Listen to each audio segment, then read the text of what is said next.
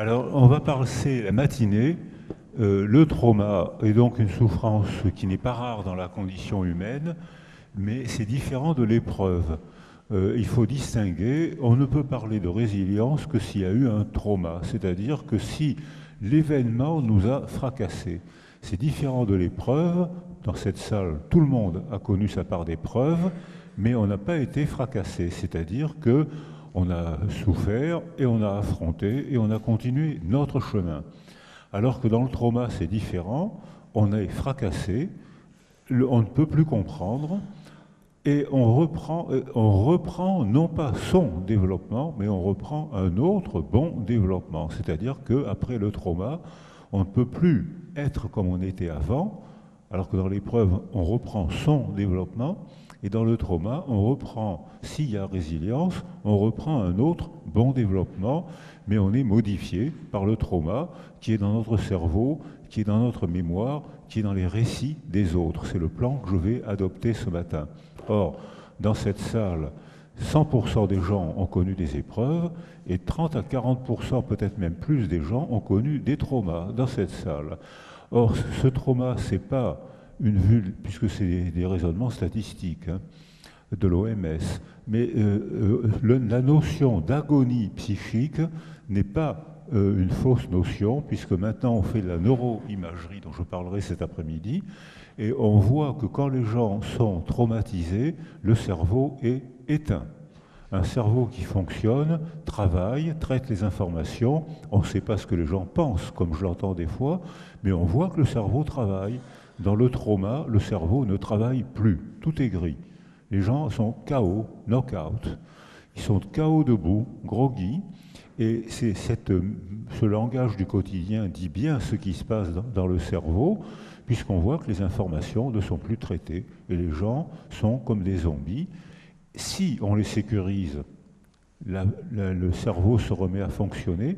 Si on les invite à élaborer, à travailler, alors là, les choses se remettent en place, un bon développement peut reprendre, mais c'est un développement, c'est un parcours, un chemin de vie qui a été modifié par le trauma, qui peut être bon, mais ce n'est pas le trauma qu'on aurait eu avant. Alors, quand on a eu un trauma, ce qui est fréquent dans la condition humaine, ce qui est fréquent dans la condition du vivant. Tous les êtres vivants, même les plantes, les raz-de-marée, les incendies, la modification de l'écologie actuellement qui fait disparaître beaucoup d'êtres vivants, c'est des traumas. Ça concerne le monde vivant auquel on appartient, mais nous, êtres humains, êtres de parole, on peut modifier cette représentation qu'on a du trauma à condition de faire des récits, c'est-à-dire à condition d'affronter le trauma, non j'ai mal dit, à condition d'affronter non pas le trauma, parce que le coup on l'a reçu, mais à condition d'affronter la représentation du trauma. Parce que nous, êtres humains, on peut souffrir deux fois. On peut souffrir une première fois du coup qu'on reçoit dans le réel.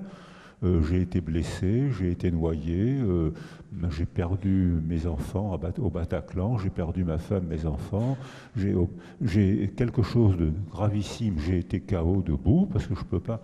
Et puis, on m'a entouré, on m'a sécurisé. La vie revient en moi, mais je ne sais pas encore quelle forme lui donner.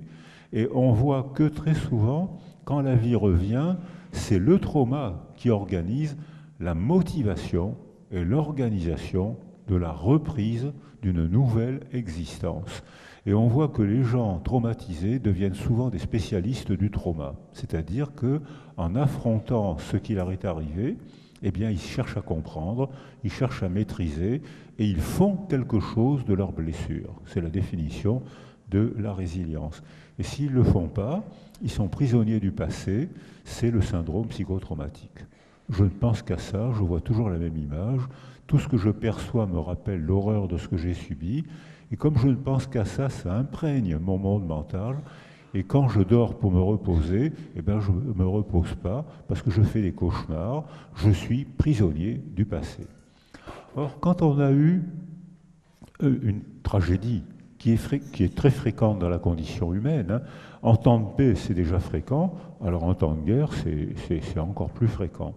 Et quand on a connu une tragédie pareille, ou bien on est seul, on a très peu de probabilité de se remettre à vivre, ou bien on est entouré par une relation affective sécurisante et par une organisation culturelle qui nous donne des lieux de parole, que ces lieux de parole soient des paroles intimes, soit des paroles publiques, soit des paroles fiction, soit des paroles, des récits collectifs.